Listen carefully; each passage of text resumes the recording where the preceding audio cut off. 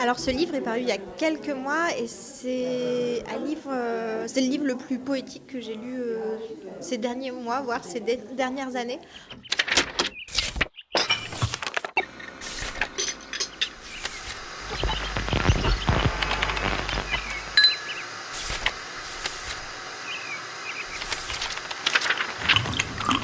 En fait, c'est Geneviève Peigné qui raconte la maladie de sa mère, qui perd la tête en fait, au point que l'auteur, la narratrice, n'arrive plus à rentrer en communication avec sa mère. Sa mère décède et là, elle retrouve en fait la bibliothèque de sa mère.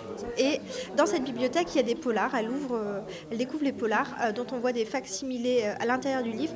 Et en fait, alors que cette mère semblait fermée à toute communication, elle se rend compte que sa mère avait des communications avec les personnages des polars et répondait aux auteurs et aux personnages des polars dans leurs livres. Ah, même le livre, elle l'écrivait dans les livres.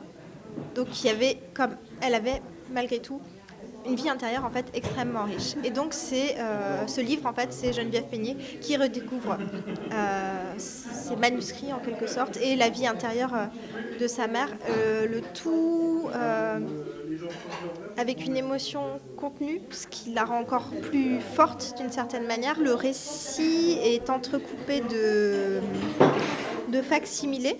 Là en fait par exemple ce passage il y a donc c'est dans Quand Mario reviendra d'Ex Braya.